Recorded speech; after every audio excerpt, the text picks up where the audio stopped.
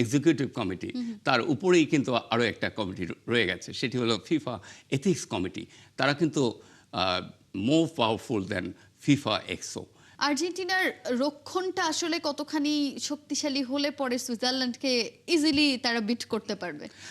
এটা আসলে match two match এবং বিভিন্ন ক্ষেত্র কাজ করে। তারা যেহেতু একেবারেই সেমিফাইনালের দ্বার প্রান্তে পৌঁছে গেছে এবং আর্জেন্টিনা তাদের সক্ষমতাকে যদি জানান দিতে পারে, তাহলে নিশ্চয়ই তারা ভালো পজিশনে গিয়ে ভালো রেজাল্ট করেই তারা নেক্সট সেমিফাইনালে যাবে বলে বিশ্বাস করা যায়। আপনার পার্সোনাল অপিনিয়ন আমি জানতে চাই, এবারের ওয়ার্ল্ড কাপে আসলে আপনি ফাইনালিস্ট কাদেরকে দেখছেন? আসলে সত্যি কথা বলতে ফ্রান্সকে কিন্তু এগিয়ে রাখতে হয়, অবশ্যই ফেভারিট। আর যেহেতু এদিকে ৭২ বছর পরে একটি দল এসছে সুইজারল্যান্ড, মিরাক্কেল কোনো কিছু না হলেই সেই দিকেই সেইভাবেই এগিয়ে যাবে বলে মনে হচ্ছে। যেটি দারুণ। আমরা একটু আপনার কাছে আমার জানতে চাওয়া, বিভিন্ন ধরনের বিতর্ক আসলে রেফারিং নিয়ে হয়ে থাকে, কিন্তু আমাদের আসলে ওভাবে করে রেফারিরা আসলে কেন এই সিদ্ধান্তটা দিচ্ছে, কি কারণে দিচ্ছে, সেটা নিয়েও আমরা আসলে কখনো স্পষ্ট ব্যাখ্যা, স্পষ্ট বিবৃতি পাই না, কিংবা পেলেও আমরা আসলে বুঝতে কতটুকু সক্ষম হই। যেমন আর্জেন্টিনার বিপক্ষে ম্যাচটাতে অনেক বিতর্ক, রেফারি কেন এই ধরনের সিদ্ধান্ত, রেফারি কেন এই ধরনের ডিসিশন দিলেন, এবং সেই ম্যাচটার পরে আসলে আমরা আপনার কাছ থেকেও বেশ কিছু ব্যাখ্যা পেয়েছি। কিন্তু এই যে রেফারিদের ব্যাখ্যা, এইটা আসলে ফিফার পক্ষ থেকে কিংবা রেফারিদের নিজস্ব কোনো ব্যাখ্যা দেওয়ার জায়গা তাদের আছে কিনা, যে এই কারণে উনি আসলে এই সিদ্ধান্তটা নিয়েছেন? সত্যি কথা বলতে রেফারিং এমন একটি জায়গা যেখানকার সাথে টিমগুলোর বিস্তর ব্যবধান রয়েছে। রেফারি যে চিন্তা চেতনায় খেলা পরিচালনা করেন, তাকে একটা বিচারকের আসনে থেকেই পরিচালনা করতে হয়। আমি যদি একটি দলের হই, তাহলে আমার দৃষ্টিভঙ্গি দলীয় চিন্তাভাবনা থেকে আসবে, অর্থাৎ আমার দলের প্রতি যে আবেগ অনুরাগ রয়েছে সেটি কাজ করবে।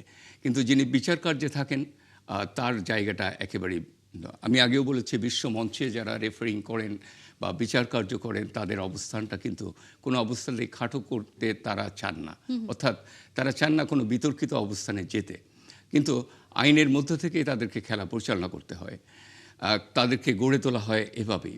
এখানে একটি বলার বিষয়, সেটি হচ্ছে রেফারিং বা বিচার কার্য কিন্তু একটা এথিক্যাল জায়গায় থেকে আসে, এবং এখানে ইতিমধ্যে ফিফার যিনি রেফারিজ কমিটির চেয়ারম্যান এবং অ্যাজ ওয়েল অ্যাজ যিনি বিশ্ব রেফারিংকে যিনি নেতৃত্ব দিচ্ছেন হেড হিসাবে, মিস্টার কলিনা, যিনি বিশ্বের একজন নন্দিত অন্যতম সেরা একজন রেফারি, তিনি স্পষ্টতই বলেছেন যে রেফারিংয়ের বিষয়ে কোনো রকম কথা বলার সুযোগ থাকে না এই দৃষ্টিকোণ থেকে, কারণ রেফারিংকে কন্ট্রোল করবার জন্যে কোনো বডি এখানে কাজ করতে পারে না। তিনি নিজেই বলেছেন যে ইভেন ফিফা প্রেসিডেন্ট পর্যন্ত এখানে নাক গলানো অথবা কোনো রকম তার ভিন্ন দৃষ্টি এখানে আসার সুযোগ নাই, বিকজ দিস ইজ অ্যাবসলুটলি একটা ethical part of the FIFA.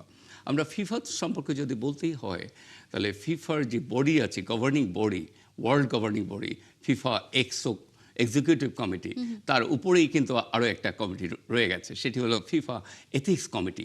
তারা কিন্তু more powerful than FIFA ExCo. কারণ আমরা জানি যে বিগত সময়ে ফিফা প্রেসিডেন্ট স্যাক হয়েছিলেন, তাকে পানিশমেন্ট দেওয়া হয়েছিল, এবং সেটা দিয়েছিলেন কিন্তু FIFA ethics committee. Ethics committee অত্যন্ত গুরুত্বপূর্ণ। তারা ফিফা কিভাবে চলছে, কিভাবে চলা উচিত, এবং এই সমস্ত বিষয়গুলো আনএথিক্যাল কোনো কিছু যদি হয়, তাহলে অবশ্যই তারা সেখানে তাদের কর্তৃত্ব, তাদের যে দায়িত্ব, সেগুলো কিন্তু তাদের জায়গা থেকে নিশ্চয়ই এক্সিকিউট করবেন বলে আমি বিশ্বাস করি।